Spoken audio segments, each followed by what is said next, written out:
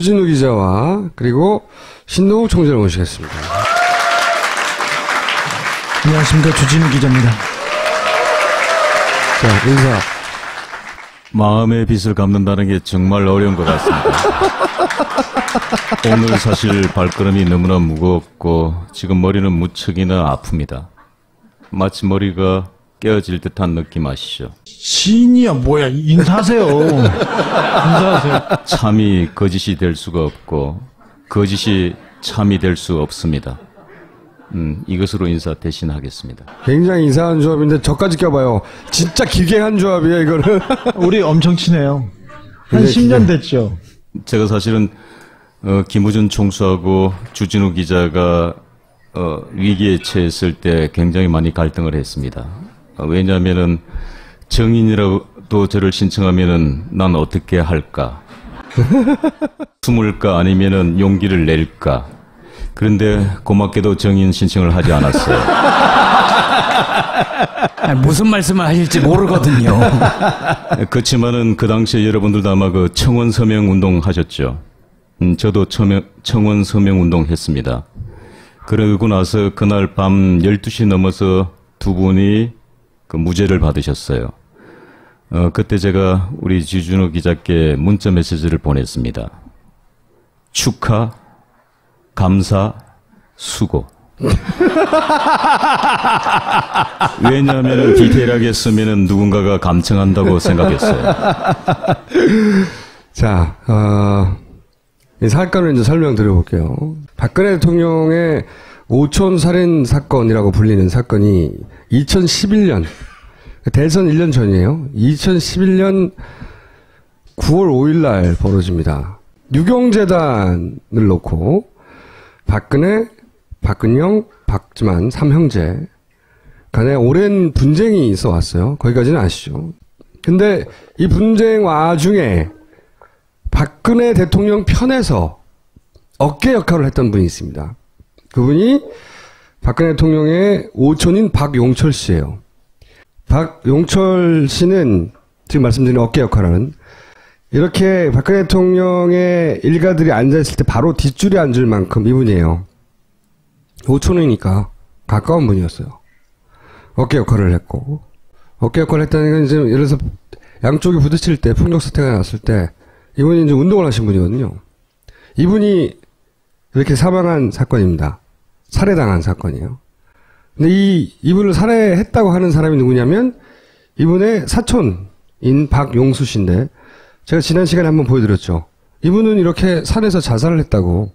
간단하게 요약하면 둘이 술 마시다가 돈 문제 때문에 동생 박용수 씨가 사촌형 박용철을 칼로 찌르고 망치로 때리고 해서 난자해서 살해하고 본인은 새벽에 야밤에 사실은 불도 없는 산을 2시간을 타서 거기서 목을 메고 이런 식으로 수건을 덮고 자살한 사건이라고 경찰에 결론 낸 사건이요. 근데 이게 너무 이상한 거예요, 사건이.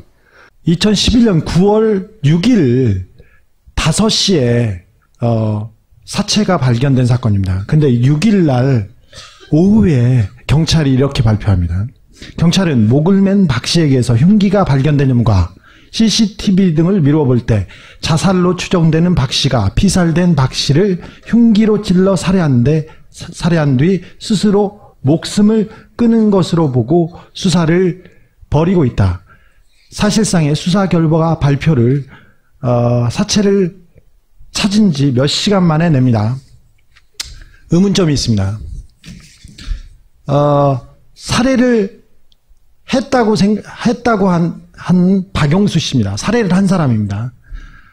그분은 전과가 없으면 167에 73kg입니다. 저기 누워 있었던 아까 박용철 씨는 176에 105kg 유도 선수 출신의 거구입니다. 근데 그분을 혼자서 제압하고 차 밖으로 이렇게 옮겼는데 그 거구를 끈 흔적도 없고 옮긴 흔적도 없습니다. 피가 났으면 끌고 나왔을 거예요. 네, 그냥 그런 흔적이 없어요. 가뿐히 들어서 거기다 놨습니다. 자살한 박용수 씨의 위에서 녹지 않은 알약 하나가 발견됐는데요. 정장제, 이른바 설사약입니다. 자살하기 30분 전으로 추정되는데, 의학적으로. 그러니까 자살하기 30분 전에 설사약을 복용했습니다. 자살을 하러 가는 거리가 2시간 정도 거리는 거리이고, 암벽 등반이 필요한 거리입니다. 야밤에. 그리고 유서가 발견됐습니다. 유서에, 저도 살인사건 취재를 많이 해봤지만 가장 이상한 유서입니다. 화장해서 바다에 뿌려주세요. 절대 땅에 묻지 마세요. 유서대로 절대 땅에 묻지 않고 바로 화장했습니다. 이 필적에 대해서 국과수에 검증을 했는데, 이게 박용수 씨가 직접 썼는지 안 썼는지 판별할 수 없었습니다. 혈흔이 나온 칼에서, 그리고 망치에서, 망치는 없었고요. 칼, 망치, 모든 그런 도구에서 박용수 씨의 지문은 하나도 발견되지 않았습니다. DNA도 마찬가지입니다. 그러니까 이게 이상한 거예요. 보통 자기가 자살을 할 거면 사용하고 나서 지문을 지울 리가 없잖아요. 곧 자살할 사람인데. 자, 그리고 아까 목을 맨 박용수 씨가 수건을 위에다 걸치고 있었지 않습니까? 이거 이상하지 않습니까? 이거 이상하다. 그렇게 물어봤더니 재판에 나온 경찰은 이렇게 얘기합니다. 죽으러 가는 중에 땀을 닦았을 수도 있다. 자, 그리고 박용수 씨의 등에서 시반, 그러니까 죽었을 때 피가 어떻게 고입니다. 시반이라고 해서, 그러니까 목을 맨 사람한테는 피가 아래쪽으로 쏠리게 돼 있었습니다. 근데 박용수 씨는 시반이 등에 형성됐습니다. 그러니까 즉 목을 맨 박용수 씨가 상당 기간 죽은 뒤 누워 있다가 목을 맸다는 이런 의학적인 가설도 가능합니다. 칼질, 망치질이 전문가가 하는 것이다. 네. V자, X자, 난자를 했습니다. 박용수 씨는 전과도 없고요. 사람은 하나 때릴 수도 없는 아주 호리호리한 몸이었습니다. 그리고 친척들은 둘 사이에 굉장히 절친하다고 했었어요. 박용수 씨와 박용철 씨가 술을 먹었다고 하는 1차 술자리 장소 스텝바는 없는 술집이었습니다. 존재하지 않았습니다. 우리가 몇 년치를 찾았는데 없어요. 스텝바라는 데는. 대리기사의 신고를 받고 출동한 경찰에 의해서 발견됐다. 이렇게 발표를 했는데 경찰에는 대리기사의 신고를 받고 출동한 흔적이 없었습니다. 대리기사의 신고는 없었습니다. 그리고 언론에 경찰이 CCTV를 분석해서 지금 수사에 나섰다고 했는데, 경찰에는 CCTV 기록이 하나도 없었습니다. 그리고 경찰 발표로는 둘 사이에 돈 문제가 발생해서 다투다가 죽였다고 그렇게 발표됐거든요. 두 사람과에는 금전 거래가 한 푼도 없었습니다. 박영수 하나만 보내지 박영수도 같이 보냈냐? 뭐 궁금해할 수 있잖아요. 충분히. 그러니까 이게 논리적 점프가 아니냐? 그렇지 않죠. 전혀. 네. 왜냐하면 우리도 몰랐어요. 이 둘이 한 묶음으로 움직입니다. 나중에 알게 된 사실입니다. 친한 사람들이었어요. 제일 친한. 집안 사람들 중에 가장 친한 사람이고, 흉금을 틀어놓고 또 서운한 게 아니라 이 사람의 문제가 있으면 서로 해결해주는 그런 사이 있지 않습니까? 집안에서. 그러니까 한쪽은 몸을 쓰고 한쪽은 머리를 쓰는 사람이었던 네. 거예요. 그래서 둘이 잘 맞는, 친척들도 그래요. 너무 친했기 때문에 둘이 죽일 일이 없다고. 가족들도 다 그 얘기합니다. 네. 근데 어쨌든 경찰은 둘이 사이가 나빠서 돈 때문에 죽였다고 발표됐고, 누구도 그거를, 가족들도 나서서 반론하지 않아요. 네. 부인, 동생 다 모여서 얘기하는 말이 두 분은 사이가 좋으셨어요. 얘기하고. 그런데 그 자리에 같이 있었던 황모 씨라는 사람을 알게 됐어요. 황모 씨는 살해된 박용철 씨의 오른팔이었고요. 아버지는 조직폭력배 출신이었고요. 네. 그분은 짱구파의 보스였습니다. 웃기지만 하여튼 짱구파의 보스였어요. 그 어깨죠, 그분도. 그래서 우리가 이 사람을 만나서 우리가 증인을 채택해야지 하고 열심히 찾았더니 통수증이 있었단 말이야. 증인 신청을 우리가 했어요, 법원에다가. 우리 어딘지 모르겠으니까 이 사람 찾아달라고 결국. 했더니 이분은 나중에 보니까 사망했어요. 사망. 이분이 우리는 죽은 줄 몰랐어요. 그때는. 몰랐는데 나중에 재판 과정에서 증인으로 신청하고 나서 알았어요. 이 사람은 죽었구나.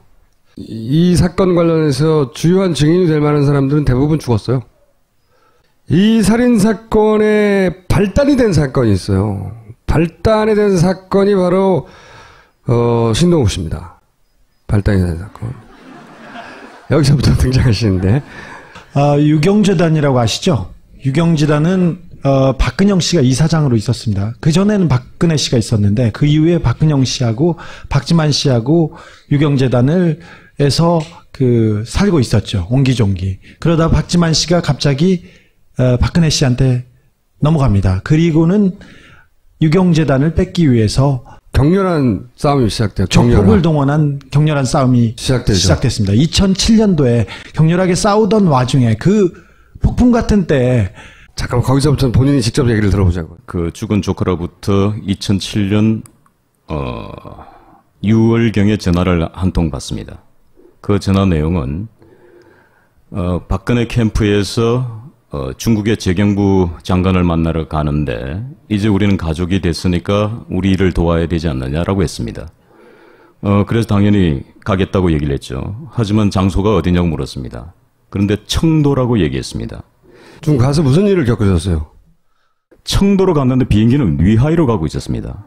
그리고 내린 데가 위하이 공항에 내렸습니다. 그리고 위하이 공항에서 3시간 반을 달리는 동안에 중간 지점에 가니까 오늘 저녁은 맛있는 걸로 드셔야죠. 드시고 싶은 거 있으면 말씀하세요. 뭐든지 다 준비하겠습니다. 그래서 나 회를 먹고 싶소. 그 간 곳이 청도시 위청구에 있는 부산 횟집입니다. 그런데 그 중국의 대리석 사장이라는 사람이 등장을 했는데 아주 낡은 자경을 타고 나왔는데 머리는 깍두기. 전형적인 그 살기가 어려지는 그 조폭. 그 사마페라고 중국에 조폭이 있었는데 그 중국 현지 조폭들이 웨이하이에서 청도까지 에스코트를 했고요. 저녁과 술자리에 그 사람들이 동행했었습니다. 술을 마시는데 갑자기 전화를 한국에 했습니다. 조카가. 그러면서 얘기가 회장님 박 부장입니다. 아니 저 사람이 박 사장 아닌가? 내 조카가 박 부장이라고 얘기를 했어요. 청도에 막 도착했습니다. 그리고는 전화를 그 사마페 두목 네. 그분에게 전화를 준 거예요. 그렇다면 그 회장은 중국말을 할 수 아는 사람입니다. 난 무슨 말인지 들을 길이 없지요. 근데 아마 그게 빨리 이렇게 작업을 하라고 뭐 이런 것 같아 내 감으로는. 두 번째 술집을 갑니다. 술집을. 회를 먹고 그 다음에 그 가라오케 같은 룸사롱 같은 술집으로 갑니다. 근데 우리가 오픈된 공간이었고 룸은 아니었습니다. 그런데 술을 가져온 이 사람은 맥주를 박스로 가지고 오는 거예요. 계속 돌아가면서 건바이 이러니까 계속 마실 수밖에 없었어요. 왜냐면 그 옆에 조직 폭력 보스의 또 똘마니들이 쫙 깔려 있으니까 이거 안 마실 수가 없단 말이죠. 그런데 제가 유심히 관찰을 하고 있는데 놀라운 사실 하나가 갑자기 테이블을 보니까 옆에 있던 아가씨들부터 시작해가지고 500ml 페트병 있죠. 우리 저기 생수병. 그 병에다가 양쪽에 구멍을 뚫어가지고 이렇게 스트로브가 이렇게 양쪽에 이렇게 꽂혀 있어요. 그 안에서 연기가 이렇게 하얀 연기가 막 피어올라요. 그런데 그 술집 여성도 그렇고 주변에 있는 사람들이 그거를 흡입하기 시작하는 거예요. 그런데 순간적으로 이거 마약 아니야? 생각했죠. 마치 우리 그 저기 영화 속에서 봤던. 그리고 옆으로 시선을 돌렸는데 그 옆에 그 사마페 오야봉이 있었어요. 제 옆에. 근데 이 사람은 은박지에다가 소금, 굵은 소금 있죠? 굵은 소금. 굵은 소금 같은 거를 이렇게 올려놓고 라이터를 있죠? 우리 저기 일회용 라이터를 가지고 이렇게 이걸 불로 이렇게 이렇게 가열을 해요. 그러면서 코킹을 하더라고요. 이렇게. 함정이다. 이건 마약이야. 여기서 내가 정신을 차리지 않으면 난 여기서 또 당하겠어. 그러니까 정신을 바짝 차렸죠. 그런데 정신을 잃어버렸어요.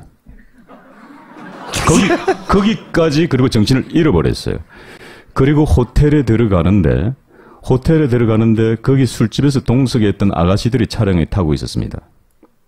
그리고 각자 방으로 들어갔죠. 자, 그러면 함정이라고 난 판단했잖아요. 그래서 그 아가씨 보고 저는 난 잠을 자야 되겠다.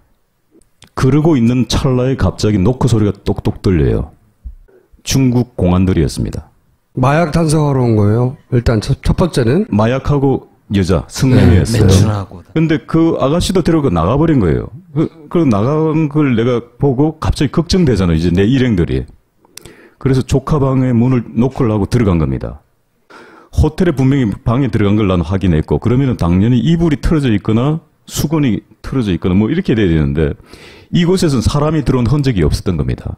그리고 날이 밝았습니다. 제 스스로 걸어서 어딜 갔겠어요? 제 스스로 걸어서 파출소를 찾아갑니다. 파출소에서 가니까 그 아가씨가 있는 거예요. 내 방에 들어왔던. 조사를 했겠죠. 그러니까 아무 일 없었잖아요. 그리고 나서 이 사람들이 마약을 했는데 뭘 가져왔냐면은 검정색 비닐봉지에다가 술집에서 있던 스토로브에 꽂은 이 페트병이 있죠. 이거를 들고 와가지고 보여주는 거예요. 그러니까 나는 하지 않았다고 얘기한 거죠. 그러니까 나는 무혐의로 풀려났어요. 그리고 다시 호텔로 보내준 겁니다. 근데 호텔에 들어갔는데 갑자기 구토가 심하게 올라오기 시작하는 거예요.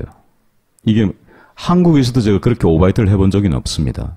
그러니까 너무 힘이 들고, 그런데 나의 일행들이 없으니까 중국 업체 명함을 하나 받았잖아요. 대리석 회사. 대리석 회장. 그럼 매니저 보고 이 사람하고 통화를 해달라고. 근데 매니저가 하는 얘기가 전화번호가 없다는 거예요. 그런데 잠시 후 그 남자 매니저를 또 불러요. 근데 그 사람이 날 때리는 겁니다. 그러니까 아무 이유 없이. 예. 이제 나 혼자 있고 오바이트를 몸은 많이 지치는데 이 사람이 와서 때리는 거예요. 호텔에서 일하는 사람 두 남자가 와가지고 팔을 부축을 하는데, 이게 우리 호텔 서비스라는 게 최상의 서비스잖아요. 근데 이 사람들이 나를 거의 짐짝 취급하듯이, 얘들도 공작은? 뭐 이런 거죠, 느낌이. 그러면서 내가 마지막 한 번 더 테스트를 해야 됐다고 생각했습니다. 그 방이 어디냐고. 내 방은 오른쪽이죠. 그래서 일부러 왼쪽 방을 얘기한 겁니다. 여기가 내가 묵었던 방이야. 그 방은 조카 방이죠. 그러니까 그 방에다 넣어준 겁니다. 결론은 탈출이다. 근데 탈출을 하려니까 앞으로는 빠져나올 수 없죠. 왜냐면 내 폭행을 당했기 때문에. 그런데 커튼을 탁 열었어요, 제가. 커튼을 열면서 동선을 살펴보니까 통유리가 있는데 왜 함기구에 요만한 문이 하나 달렸지요? 이렇게 여는 거 있죠? 이렇게 여는 거. 여기서 톡 떨어지면 연회장 2층이 되겠죠, 그죠? 2층 옥상이 톡 넓지는 거예요.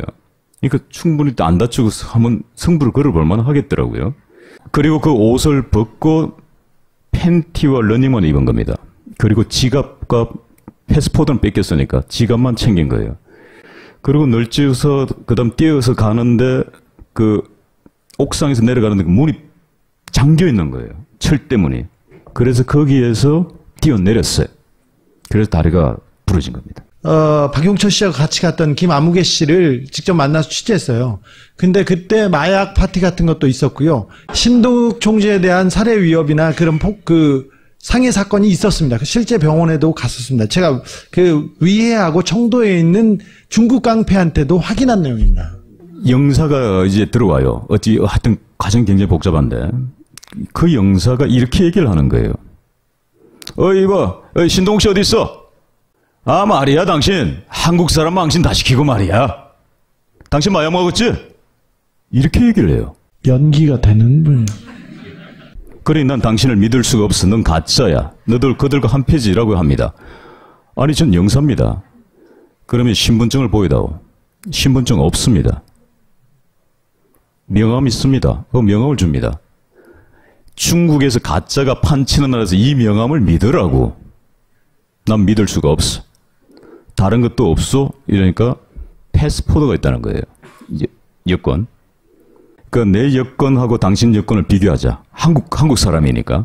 두 개 맞춰가지고 같으면 인정해주마. 그런데 김 영사의 여권은 왜 우리 복사하면은 왜 이렇게 까만 거 있는 게 묻죠? 복사한 느낌. 그렇게 되는 겁니다. 유경재단의 분쟁 중에 박근영 씨 편에서 싸우는 박근영 씨의 남편을 제거하면 이 분쟁을 간단히 이길 수 있는 거잖아요. 박근영 씨 혼자 뭘 할 수가 없으니까. 그래서 제거하려고 했는데 그 방식이 처음에는 아마 마약을 통해서 중국에서 붙잡히고 거기서 10년을 살든 20년을 살든 그렇게 만들려고 했던 것 같아요. 근데 이게 실패했고 눈치를 채서. 그리고 이제 그 다음에 호텔에 있는 한패였겠죠 아마? 두드려 펴서 방에 가둔 것이고, 근데 도망 나온 거죠. 옷을 벗고 도망 나와서 잠깐 얘기도 했지만 가짜 영사든 진짜 영사든 어쨌든 우여곡절 끝에 한국에 돌아옵니다. 간신히 돌아온 다음부터 이제 유경재단은 최태민 씨 일가가 조종하고 있고, 그리고 나를 해코지해서 죽이려고 했고, 이런 글을 막 쓰기 시작해요. 인터넷에. 신동욱 씨가 마약을 하지 않았다라고 하는 서류도 받고, 본인은 자기 방어를 위해서 열심히 노력하는데 일단 믿어주지는 않으니까. 제가 갑자기 생각이 났는데 우리 조카가 난 억울한 죽음을 당했다고 믿는 사람입니다. 박용철 씨요. 그러니까 저는 탑골공원에서 막걸리를 지금 거의 10년 차 마시고 있으니까, 고모부 오늘도 탑골공원 가시죠? 그런데요, 화장실 다녀오시면은 막걸리가 따진 막걸리는 반드시 버리셔야 됩니다. 아니 그 피 같은 막걸리를 왜 버려? 얘들이 자급한단 말이에요. 거기다가 약 타시면 꼼짝없이 다 하는 거예요. 왜냐면은 상대가 자수를 하러 간답니다. 나 마약했습니다. 자수하러 왔습니다. 아니 그럼 당신이 혼자 했어요? 아니요. 저 신동욱 총재가 함께 했어요. 어디서요? 막걸리집에서요. 그러면 경찰이 저를 체포할 수 있는 권한이 생겨집니다. 그러고 나서 체포해서 소변검사, 모발검사 해서 마약 나오면 전 마약공부 똑 떨어지는 거예요. 이렇게 얘기를 합니다. 중국에서 마약한 사람이 되고, 그 다음에 허위사실을 유포한 사람이 돼서 기본적으로 갇힙니다. 같이 재판을 받아요. 재판을 받는데 박근혜 대통령 편에 서 있던 증인들이 막 나옵니다. 그중에 당연히 같이 갔던 박영철 씨도 등장하는 거죠. 사망한 박영철 씨가 저쪽 편의 증인으로 나와요. 그리고 이춘상 씨라고, 사실은 문고리 4인방으로 불렀고 마청 역할을 했던 이춘상 씨도 나와요. 이분도 사망했어요. 주요 증인 2명이 죽었어요. 그리고 이제 김재원, 당시는 대변인이었고 나중에 수석도 했죠. 이 양반 많이 보셨죠? 정무수석까지 했던 이 양반은 어떤 식으로 증언을 하냐면, 박근혜는 2004년 이후 최태민 목사의 친척들과 완전히 단절하여 전혀 연락을 취하고 있지 않을 뿐만 아니라 등등등, 친인척들이 유경재단을 차지하려고 폭력 사건을 사주한 사실도 없었지요라고 물으니까 없다. 자기가 잘 알고 있는 내용인데 모두 사실이 아니다. 최태민 일가와 연락을 취하지도 않았고 유경재단 관련 폭력을 사주한 사실도 없다. 이렇게 증언을 합니다. 그 양반은. 다른 사람들도 이제 마찬가지 맥락의 증언들을 해요. 신동욱 총재가 그때 막 하죠. 아무도 안 믿어줬지만. 최태민 일가가 유경재단을 다 차지하고 있고, 그리고 유경재단과 관련된 폭력행위들은 그들이 사주하고 있다. 박용철의 증언은 뭐였습니까? 같이 가기는 갔다? 박용철은 같이 가기는 했는데 처음에는 신동욱 총재를 계속 비난하고 비난하고 거짓말을 한다고 했었죠. 그러다가 변심을 합니다. 변심. 그때는 왜 변심을 했는지 잘 모르지만 변심을 조금씩 해요. 죽이려고 중국에 데려간 거라고 하는 그 증거가 되는 녹취록이 있다고 얘기를 하기 시작해요. 박용철은 박근혜 박지만 쪽의 행동대장이었습니다. 대장이었어요. 그래서 폭력배들을 동원해서 박근영 씨를 다 몰아냈습니다. 몰아냈기 때문에 큰 공을 세웠지 않습니까? 그래서 자기가 중요한 자리에 앉을 거라고 생각해서 실제로 폭력 사태 이후에 어린이 공원의 관장을 자기가 했어요. 그러다가 조폭 출신이 어린이 관장을. 네. 잘 어울리지 않습니까? 어린이회관 관장. 어린이회관. 그러다가 밀려났습니다. 그리고 핵심부에서 점점 밀려나기 시작합니다. 그때 미묘하게 입장이 변화합니다. 원래 이제 폭력 사태 때는 자기가 앞장을 서서 어깨 노릇을 했는데 사태가 진정되고 나니까 자기 역할이 줄어드는 거죠. 그러면서 다른 사람이 그 자리를 차지한 거예요. 그러니까 이 양반이 섭섭했나 봐. 그렇겠죠, 아무래도. 그러면서 이제 자기가 쥐고 있다고 하는, 실제로 있는지 없는지 아직도 확인되지 않은 박지만 회장이 신동욱 총재를 죽이라고 했다. 그 명령을 내가 이 기록으로 통화 녹취로 가지고 있고, 그 녹취는 캐나다에 있는, 가족이 캐나다에 있었거든요. 캐나다에 두고 있다. 이런 이야기를 하기 시작하는 와중이었어요. 그러니까 이제 갑자기 적이 된 거죠. 이 재판이 진행되는 과정에. 녹취록을 가지고 고소를 합니다. 누구를 고소했습니까? 그 사실을 박용철이 2010년 9월 1일 날 법정 증언을 합니다. 네. 법정 증언 기록이라는 걸 가지고 제가 고소를 했기 때문에 그거는 결코 무효가 될 수 없습니다.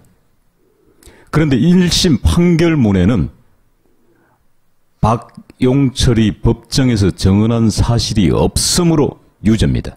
2010년 9월 1일 날 박용철 씨가 법정에 나와서 이렇게 말합니다.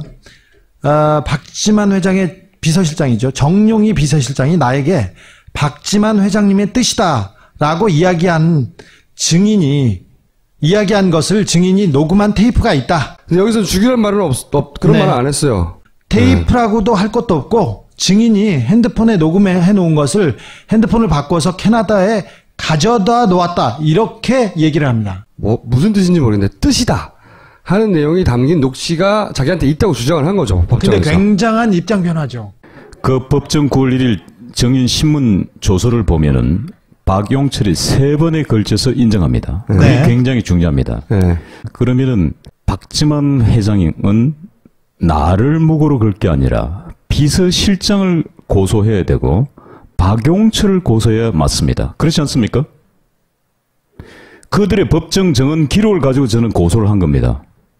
무슨 얘기냐면 여기서는 이 기록을 봐라. 나를 죽이려 한 거 아니냐. 근데 죽이라고 자기가 한 적이 없는데 만약에 박용철 씨나 다른 사람이 그런 주장을 하면 박지만 씨는 박용철 씨를 고소해야 되는 거야. 자기는 그런 명령을 한 적이 없다고 이 얘기를 하신 거고. 자, 이 재판은 엄청난 양의 분량의 증언들이 모았기 때문에 요약하면 어쨌든 중요한 것은 입장이 변한 거예요. 박용철 씨의 입장이 변했고, 박용철 씨는 나중에 취재를 통해서 우리가 알게 된 몇 가지 사실이 있긴 하지만, 여하간 아마도 그 변화된 입장을 가지고 저쪽에서 무슨 대가를 받으려고 했겠죠. 그런 압박을 하려고 했겠죠. 그런 일이 진행되는 와중에 죽은 거예요. 박용철 행동대장의 입장 변화가 있으니까 이런 행동 변화가 있으니까 중요한 사람이지 않습니까? 그래서 증인으로 신청을 합니다. 변호사를 통해서 2011년 9월에 증인으로 한 번 다시 박용철을 요청합니다. 조성래 변호사가. 신동욱 총재 변호사가 이거 다시 들어봐야 되겠다라고 신청을 하고 거기 법정에 나오기 직전에 죽어요. 이 사건이 벌어지는 거예요. 9월 27일 날 재판에 나오기로 했었습니다. 박용철 씨는. 근데 9월 6일 날 새벽에 살해당했습니다.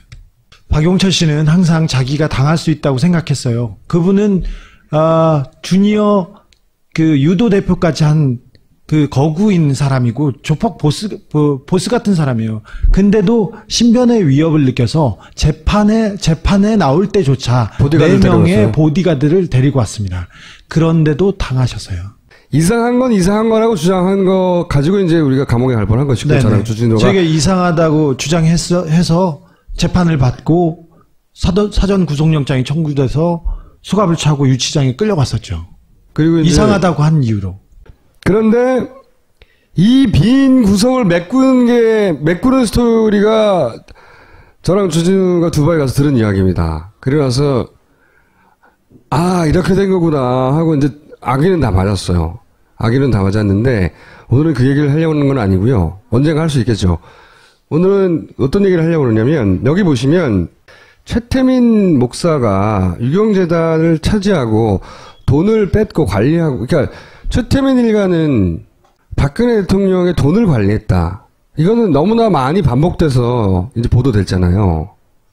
그러면 그때 그런 일을 해결하기 위해서 동원된, 예를 들어서 신동욱 씨를 어깨를 동원해서 어떻게 해버린다든가, 또는 거기 깡패와 한센인이라고 우리가 흔히 부르는 그런 사람들이 동원된 처참한 폭력들이 많이 있었거든요. 가족 간에. 네.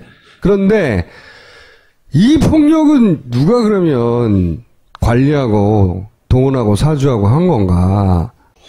예를 들어서 이제 아까 얘기한 이 김재원 정무수석은 이렇게 최태민 일가하고 아무 상관없다고 했고, 신동욱 총재 재판에 저분은 매일 방청석에 와 있었어요. 집사처럼. 이렇게 얘기를 해요. 나중에는 이게 지금 최근의 기사예요. 최근의 기사에 다시 등장하기 시작한 거죠. 오촌 사건 때 이 사람 위증한 거 아니냐고. 왜냐면 앞에 주의한 두 사람은 죽었어요. 이 사람 여권에서 김 전 수석이 박 대통령 주위 인적 관계를 잘 알고 있기 때문에 가장 잘 아는 사람이지 모르는 사람이 아니라고 이제 말하는데도 본인은 몰랐다고 계속 합니다. 몰랐다고 하는데, 자, 이제 폭력에 대해서 얘기를 해볼게요. 돈 말고, 돈은 알겠어. 최태민 일가가 관리했던 건. 그럼 폭력은 누가 관리했느냐? 2007년도에 유경재단 이사장인 박근영 씨를 내몰기 위해서 박지만 쪽에서 계속 조폭을 보냈습니다. 그래서 박근영 씨도 조폭을 샀어요. 그래서 조폭끼리 계속 싸우다가 이 싸움이 정리됩니다. 계속 조폭 대 조폭으로 싸우다가 이 싸움을 정리한 게 결국은 이 박근영 당시 이사장을 그때 동원된 한센인이 목사를 자꾸 끌어냅니다.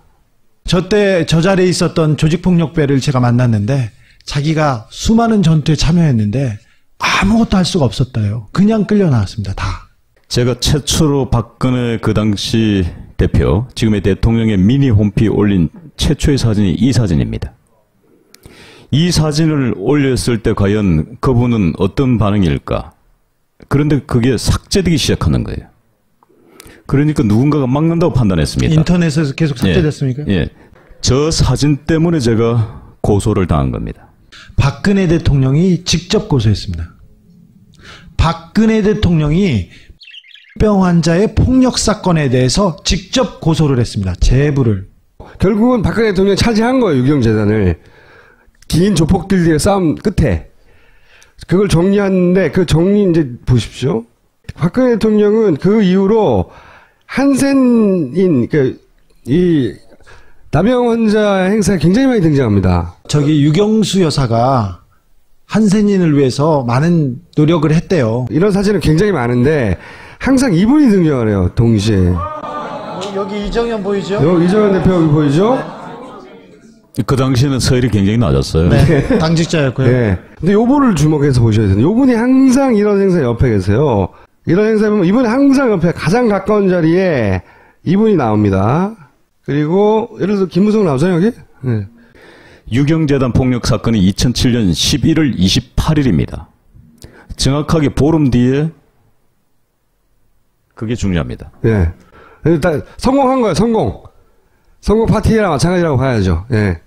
뭐 한센인의 후원의 밤이나 한센인의 가족의 밤이니 뭐 소록도 방문하니 계속 할 때 이분은 항상 제일 옆에 있어요. 그리고 이분은 결국은 비례대표 2번이 됩니다. 2008년에 남자 1번입니다. 그런데 이분은 나중에 알고 봤더니 전과가 12개였던 사람이에요. 심지어 고수톱치다가 자기 사돈 최아무개 씨를 두드려 펴가지고 감옥에 간 적이 있어요. 이 전과 기록이 누락됩니다. 비례대표를 신청할 때. 근데 그게 나중에 들켜요. 들켜서 사실 선거법 위반으로 재판을 받다가 결국 이 사람 감옥 갑니다. 유죄 확정. 의원직 상실되고. 왜냐하면 이 과정에서 뭐 돈 먹은 거, 돈 받은 거 막 이런 거 막 나오거든요. 그래서 감옥을 가긴 가요. 이분이 당시 한센인들이 투입된 그 작전을 지휘한 총책입니다. 총책임자. 네. 저도 그 당시 그분에게 맞았습니다. 총책임자였어요. 이분이 누구냐 이거야. 우리가 궁금해왔던 것은 계속 박근혜 대통령과 무슨 상관관계가 있는데 갑자기 이 양반이 튀어나와가지고 다 정리하고 결국은 비례 2번을 먹었냐 이거야. 오랫동안 저희가 궁금해왔던 거예요. 거기에 대해서 오늘 얘기를 좀 하실 게 있답니다. 제 주변에서 일어난 사건들을 제가 추적하다 보니까 아주 공통적인 재미나는 이름을 발견하기 시작합니다. 왜냐면은 나를 괴롭히고 우리 아내를 괴롭혔던 사람들의 이 성씨가 말이죠. 임씨, 정씨, 최씨가 등장하더라는 겁니다. 임씨는 최순실의 어머니가 임선희씨입니다. 묘하게 겹쳐지는 거예요. 여기까지만? 거기까지만. 네. 최태민의 일가가 혹은 그 주변 사람들이 재산만 관리하는 게 아니라 폭력도 관리했어요. 기본적으로. 폭력도 관리했고 그 폭력 관리 중에 대단히 의심스러운 것들이 이런 사건들을 취재해가면서 만나는 죽음들입니다. 그러니까 그분들이 직접 거기에 관여했다고 내가 말할 근거는 증거는 없어요. 증거는 없는데 들은 이야기는 많이 있죠. 증언들은. 근데 예를 들어서 오늘 한 가지 나가보면 박정희 생가보존회장이란 분, 이분입니다. 박정희 대통령과 어릴 때부터 알았다고 알려진. 박정희 대통령의 후배예요. 진짜 친했는지는 모르겠지만 그렇게 알려진. 제가 저분을 만났을 때 박근혜한테 그네는 그랬습니다. 2008년 3월 26일 날 갑자기 이분이 피살을 당합니다. 피살을 당하는데 어떻게 죽느냐.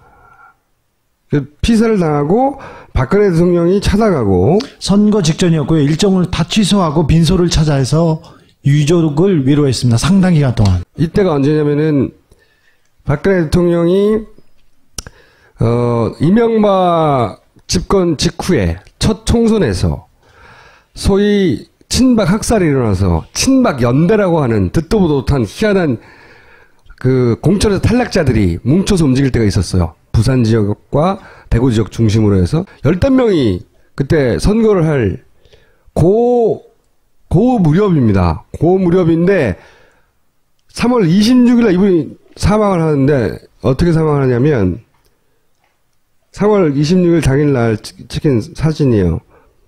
정신 이상자라고 판명이 됐다고 보도된 강암옥 씨는 27살이고요. 김지학 씨는 8순입니다. 근데 집에 생가에, 그러니까 박정희 대통령이 태어나서 20년 동안 살았던 집이었습니다. 거기에 체육복 차림으로 왔다가 갑자기 나타납니다. 그래서 옷이 더럽다면서 갑자기 옷을 벗어요. 그리고 나서 쓰레기통에 옷을 버리고 막 돌아다닙니다. 그랬더니 김지학 씨가 너 뭐하냐고 이렇게 만류합니다.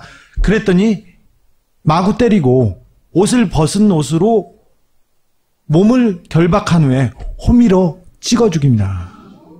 그리고 바로 잡힙니다. 골 때리는 사건이거든요. 무슨 이런 엽기적인 사건이 다 있냐 하고 크게 화제가 되는데 이날이 언제냐, 죽은 날이 당시 총선 공식 선거일 하루 전날이야. 하루 전날. 총선 하루 전은 아니죠. 공식 선거. 선거운동 시작한 하루 전이에요. 그래서 선거운동 시작을 이걸로 합니다. 첫날. 선거운동을 못하고 모든 일정을 취소하고 유족한테 와서 빈소를 지킵니다. 박근혜 대통령이. 그 다음에 이제 요 대구 TK 지역에 어떤 보도들이 쏟아지냐면 피살 사건 박풍 최대 변수가 된다. 이 총선을 앞두고 이 같은 일이 발생한 것은 정치권에서 벌어지고 있는 박근혜 죽이기. 당시 이제 이명박이 박근혜를 죽인다. 그래서 친박들을 다 잘라내고 친박 학살을 하고 있다. 그래서 나와서 우리는 친박 연대를 한다. 그럴 때인데 뭐랑 연결하고 있냐면 정치권에서 박근혜 죽이기와 무관치 않을 것이라는 황당한 주장이죠. 박풍이란 단어로 포장이 돼요, 이게. 친박 연대의 사람들 이런 주장을 하는 거예요. 이게 박근혜 죽이기하고 무관치 않을 것이다. 무슨 얘기입니까, 이게? 박근혜를 죽이려고 하는데 왜 생가 지킴이를 죽이냐고. 근데 그렇게 연결해요. 연결을 실제로 하고 박풍을 차단하기 위한 정치적 동기 가능성도 배제할 수 없다. 그 사람을 죽인 이유가 박풍을 차단하기 위한 거래. 그런데 실제로 언론 보도는 그것 때문에 박풍이 일어나고 있대. 우리 박근혜가 당했다는 거예요. 이 동네의 정서는 이명박의 한나라당 측이죠. 여기서는 선거를 앞두고 이상한 사건이 벌어서 난감하다. 그러면서 한나라당 측의 의원들이 거기 가서 막 절을 해요. 분위기가 안 좋으니까. 응? 동네 사람들이 니네들이 박근혜 괴롭힌 거 아니야. 그래서 이 사람도 죽인 거 아니야. 논리적으로 연결이 안 되는데 그렇게 이용돼요. 희한하게. 선거에서. 그러면서 박풍 확산의 촉매제가 되고 있다. 막 이런 기사가 막 쏟아집니다. 그 지역지에서. 그리고 이게 선거를 끝난 다음에 평가예요. 박정희 전 대통령 생가 보존회장의 피살 사건으로 불어닥친 박풍의 혜택을 톡톡히 받다. 왜? 100% 다 당선됐거든요. 여기서, 이 동네에서. 그래서 이 동네에서는 이 사건이 대단히 상징적이고, 그리고 박근혜 대통령의 친박 연대 후보들을 다 살린 사건으로 인정받습니다. 박근혜 대통령이 그때 철저히 수사해야 된다. 진상을 규명하라고 막 외쳤는데 그 살해한 강 씨는 정신 이상자일 거라고 다 얘기했는데 정신과 진료를 받은 적이 없었고요. 2년제 전문대를 나와서 성실하게 에어컨 수리기사로 일하고 있었어요. 여기는 소개할 수 없는 많은 이상한 죽음들이 있습니다. 예를 들어서 신동욱 씨가 이 일을 9년간 겪어오면서 주변에서 그렇게 그 예를 들면 더 쉬울 것 같은데 주변에서 죽거나 다치거나 증언을 할 수 없게 된 분들이 몇 명이나 있습니까? 제가 공화당을 함께 창당했던 분이 계십니다. 물론 그분의 도움이 없었다면 어려웠고요. 그분은 저희 공화당의 의장님이셨습니다.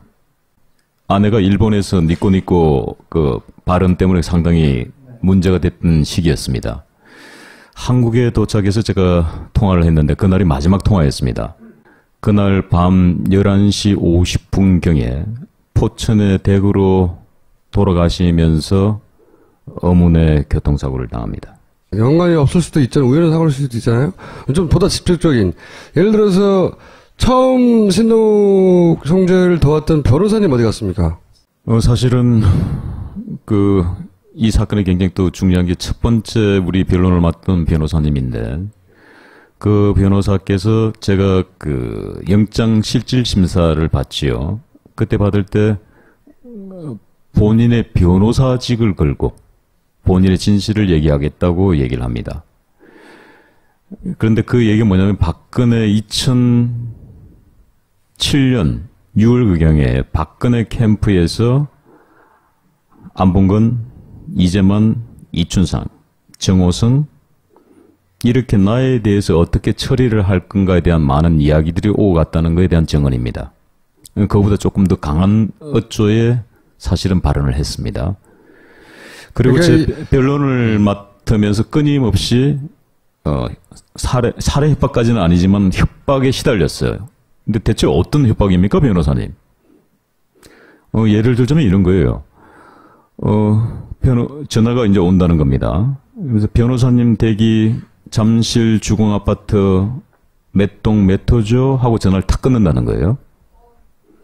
그리고 또 며칠 있다 전화가 걸려온답니다. 모르는 번호죠. 전화를 받으면 변호사님 따님이 어느 유치원 무슨 반에 다니죠? 하고 전화를 딱 끊는다는 거예요.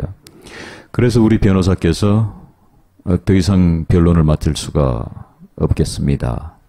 라고 하고 변론을 중간에 포기를 합니다. 그분 말고 한 4사람 더 있잖아요? 대략? 저에게 녹취를 하나 당합니다. 아까 그 기록이 나와 있던 말이 그냥 지나갔는데 그 기록이 뭐냐면은 2007년 11월 28일 날 유경재단 그 사건에 최태민 아들과 손자가 개입했다는 녹취록입니다. 그 녹취록을 근거로 그분을 정인 신청을 하지요. 그런데 문제는 그분이 정인을 서로 나오셨는데 밖에 제가 나가보니까 반신불수가 돼가 있는 겁니다. 부인하고 같이 오셨는데 그래서 그 밖에 보면은 저 법정 앞에 이렇게 소파가 있어요. 소파에 누워 계신 겁니다. 그래서 제가 가서 다리를 주물러 드립니다. 임 감사님 죄송합니다. 저 때문에 이렇게 몸이 많이 상하셨군요. 라고 얘기를 했습니다. 그럼 우리가 보편적으로 아닙니다라고 얘기해야 되죠. 신 교수 때문에 내가 이렇게 됐습니다. 자, 여기까지 하시고요. 저희가 주장하려고 하는 것은 이런 거예요. 이게 조사를 해봐야 한다는 겁니다. 이제. 뭔가 딱히 이 죽음이 분명히 누군가의 작품이다라고 말하려고 하는 게 아니라 몇 명의 죽음을 얘기했잖아요.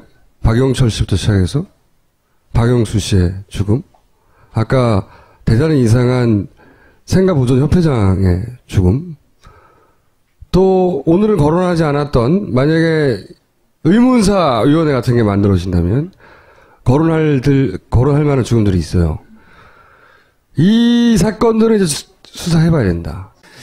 제가 마지막으로 정언 하나만 하겠습니다. 기왕 어렵게 나온 자리니까. 왜냐하면 여러분도 알 권리가 있잖아요.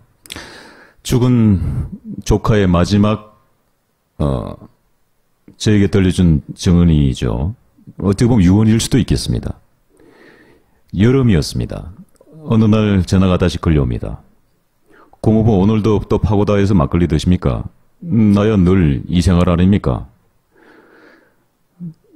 집에 돌아가실 때, 어떤 골목을 가실 때는 반드시 조심하셔야 됩니다. 무슨 말이요? 보디가드를 데리고 다니셔야 됩니다. 아니, 내가 보디가드를 데리고 다닐 형편이 안 되지 않습니까? 근데 조커가 이렇게 얘기를 합니다. 중국의 조선족 애들이 비행기를 타고 와서, 정확한 워딩은 이랬습니다. 고무부 칼침 넣고 가면 잡을 길이 없습니다. 유경재단은 형제간의 싸움이었는데 조폭들을 동원해서 싸웠어요. 그래서 그 재단에서 쫓겨난 박근영 씨는 그 모든 돈과 자리를 뺏겨가지고 빈털터리가 되고 그 다음부터 신빙성이 없는 사람, 사기나 치는 사람, 정말 믿을 수 없는 사람 이렇게로 만들었는데 제가 보기에는 박근혜, 박지만, 박근영 가운데 가장 그래도 상식적인 사람이 박근영 씨예요. 한마디만 얘기할게요. 그 모든 폭력사건, 형제간의 폭력사건을 병 환자를 동원해서 끝냅니다. 그 병 환자 행동대장은 한나라당 비례대표 2번이 됩니다. 이게 한나라당입니다. 이게 새누리당이고 이게 박근혜입니다. 최태민부터 시작해서 40년 이상 우리가 뉴스를 끊이지 않는 이유가 그거예요. 40년간 묵어왔던 사건들이 한꺼번에 드러나기 때문에 뉴스가 끊어지가 않는 거예요. 맨날 나오잖아. 오랫동안 쌓여있는 사건들이 나오는 거예요. 많이 놀라셨죠? 비아그라 놀라셨죠? 그 다음에 각종 약물에 놀라셨죠? 10분의 2 정도 나왔습니다. 여하간 그거는 그것대로 가는데 저는 이 사람이 죽고 산 문제들은 돈 문제가 아니라 꼭 시간이 지나도 다뤄야 된다고 생각하거든요. 그중에 우리는 아주 극히 일부만 경험했거든요. 보거나 듣거나 했는데 그 사건들을 뭐 정권이 바뀌던 이렇게 정치적 사안들이 다 끝난 다음에 꼭 의무사 다루듯이 다뤄줘야 한다. 이 건은 여기까지 하겠습니다. 감사합니다. 시아 박용철 씨가 술을 먹었다고 하는 일자 술자리 장소 스텝바는 없는 술집이었습니다. 존재하지 않았습니다. 우리가 몇 년치를 찾았는데 없어요. 스텝바라는 데는. 대리기사의 신고를 받고 출동한 경찰에 의해서 발견됐다. 이렇게 발표를 했는데 경찰에는 대리기사의 신고를 받고 출동한 흔적이 없었습니다. 대리기사의 신고는 없었습니다. 그리고 언론에 경찰이 CCTV를 분석해서 지금 수사에 나섰다고 했는데 경찰에는 CCTV 기록이 하나도 없었습니다. 그리고 경찰 발표로는 둘 사이에 돈 문제가 발생해서 다투다가 죽였다고 그렇게 발표됐거든요. 두 사람과에는 금전거래가 한 푼도 없었습니다. 박영수 하나만 보내지 박영수도 같이 보냈냐 뭐 궁금해할 수 있잖아요. 충분히. 그러니까 이게 논리적 점프가 아니냐. 그렇지 않죠. 전혀. 네. 왜냐하면 우리도 몰랐어요. 이 둘이 한 묶음으로 움직입니다. 나중에 알게 된 사실입니다. 친한 사람들이었어요. 제일 친한. 집안 사람들 중에 가장 친한 사람이고 흉금을 틀어놓고 또 서운한 게 아니라 이 사람의 문제가 있으면 서로 해결해주는 그런 사이 있지 않습니까? 집안에서. 그러니까 한쪽은 몸을 쓰고 한쪽은 머리를 쓰는 사람이었던 거예요. 그래서 둘이 잘 맞는 친척들도 그래요. 너무 친했기 때문에 둘이 죽일 일이 없다고. 가족들도 다 그 얘기합니다. 네. 근데 어쨌든 경찰은 둘이 사이가 나빠서 돈 때문에 죽였다고 발표됐고 누구도 그거를 가족들도 나서서 반론하지 않아요. 네. 부인, 동생 다 모여서 얘기하는 말이 두 분은 사이가 좋지만 가장 이상한 뉴스입니다. 화장해서 바다에 뿌려주세요. 절대 땅에 묻지 마세요. 유서대로 절대 땅에 묻지 않고 바로 화장했습니다. 이 필적에 대해서 국과수에 검증을 했는데 이게 박용수 씨가 직접 썼는지 안 썼는지 판별할 수 없었습니다. 혈흔이 나온 칼에서 그리고 망치는 없었고요. 칼, 망치 모든 그런 도구에서 박용수 씨의 지문은 하나도 발견되지 않았습니다. DNA도 마찬가지입니다. 그러니까 이게 이상한 거예요. 보통 자기가 자살을 할 거면 사형하고 나서 지문을 지울 리가 없잖아요. 곧 자살할 사람인데. 자, 그리고 아까 목을 맨 박용수 씨가 수건을 위에다 걸치고 있었지 않습니까? 이거 이상하지 않습니까? 이거 이상하다. 그렇게 물어봤더니 재판에 나온 경찰은 이렇게 얘기합니다. 죽으러 가는 중에 땀을 닦았을 수도 있다. 자, 그리고 박용수 씨의 등에서 시반, 그러니까 죽었을 때 피가 어떻게 고입니다.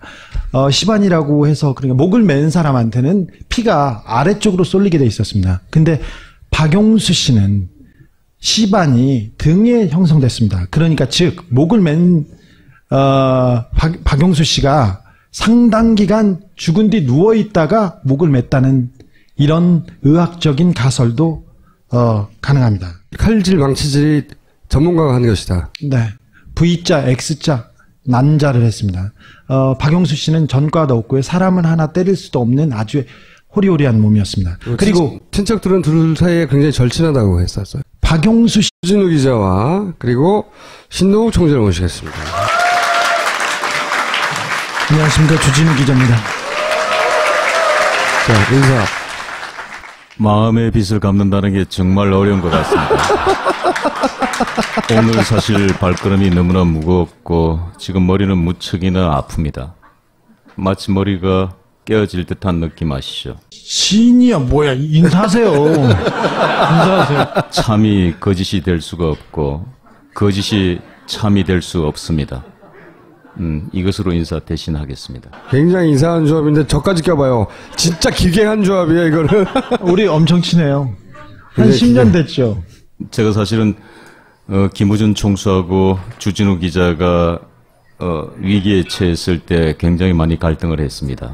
왜냐하면은 정인이라도 저를 신청하면은 난 어떻게 할까? 숨을까 아니면은 용기를 낼까? 그런데 고맙게도 정인 신청을 하지 않았어요. 무슨 말씀을 하실지 모르거든요. 그렇지만은 그 당시에 여러분들도 아마 그 청원 서명 운동 하셨죠. 저도 청원 서명 운동 했습니다. 그러고 나서 그날 밤 12시 넘어서 두 분이 그 무죄를 받으셨어요. 그때 제가 우리 주진우 기자께 문자 메시지를 보냈습니다. 축하, 감사, 수고. 왜냐하면 디테일하게 쓰면은 누군가가 감청한다고 생각했어요. 자, 이 사건을 이제 설명드려볼게요. 9월 6일 5시에 사체가 발견된 사건입니다. 근데 6일 날 오후에 경찰이 이렇게 발표합니다. 경찰은 목을 맨 박 씨에게서 흉기가 발견된 점과 CCTV 등을 미루어 볼 때 자살로 추정되는 박 씨가 피살된 박 씨를 흉기로 찔러 살해한 뒤 스스로 목숨을 끊은 것으로 보고 수사를 벌이고 있다. 사실상의 수사 결과 발표를 사체를 찾은 지 몇 시간 만에 냅니다. 의문점이 있습니다. 살해를 했다고 한 박용수 씨입니다. 살해를 한 사람입니다. 그분은 전과가 없습니다. 167에 73kg입니다.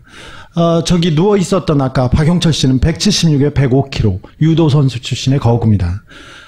근데 그분을 혼자서 제압하고 차 밖으로 이렇게 옮겼는데 그 거구를 끈 흔적도 없고 옮긴 흔적도 없습니다. 피가 났으면 끌고 나왔을 거 아니에요? 네, 그냥 그런 흔적이 없어요. 가뿐히 들어서 거기다 놨습니다.